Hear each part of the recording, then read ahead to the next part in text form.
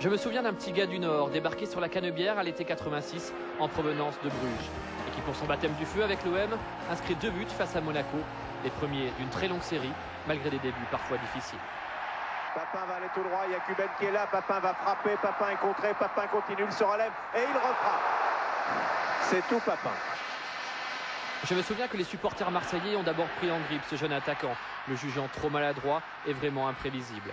Certains ont même joué de ses initiales pour le surnommer « J'en peux plus » avant que Papin ne devienne très vite pour la France du foot le seul et unique JPP.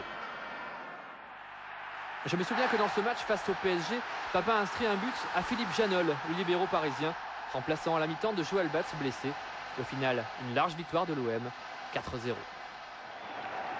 Je me souviens que JPP a aussi joué quelques minutes gardien de but au Vélodrome, suppléant Gaëtan Huard, touché lors d'un choc face à Sofia en Coupe d'Europe. Peut-être pour se sentir au moins une fois dans la peau de ses victimes, avant de retrouver son rôle préféré à la pointe de l'attaque marseillaise. Je me souviens de ce but inscrit face à Niort et de tous ceux qui suivirent dans tous les sens et dans toutes les positions. Des buts uniques, exceptionnels, auxquels on donna même un terme générique, les fameuses papinades. Ça passe. Et Papin 2-0. 2-0 pour Marseille. Bombi crack.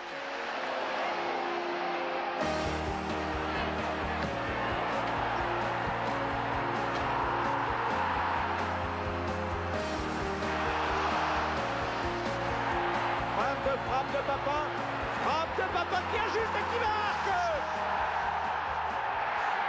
Je me souviens d'un quadruplé réussi face à Lyon pour une victoire 7-0 de l'OM au mois de janvier 91. 4 buts, dont le premier d'une nouvelle papinade, inscrit à Gilles Rousset, véritable tête de turc de JPP. 11 buts encaissés en 2 saisons pour le gardien international avec Sochaux et Lyon.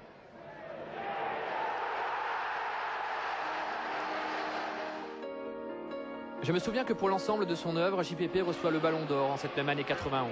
Mais il l'avoue, jamais il n'aurait marqué autant de buts, sans la complicité et le sens de la passe d'un fantasque anglais venu de Tottenham. Autre enfant chéri du Vélodrome, un certain Chris Waddle. Waddle qui glisse bien pour Papin cette fois. Papin, oui, 2 buts à 1 pour Marseille, juste avant la mi-temps.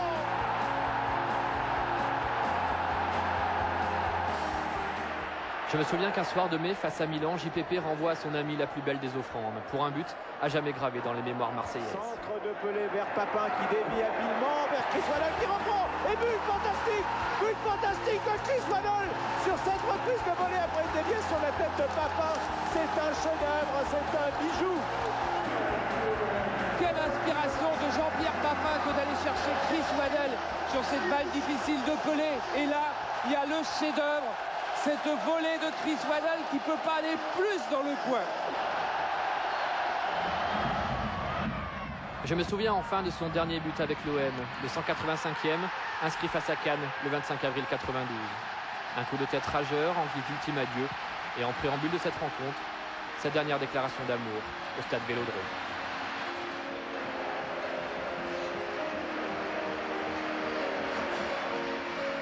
Eh bien, je veux pas trop m'attarder parce que je vais me mettre à pleurer autrement.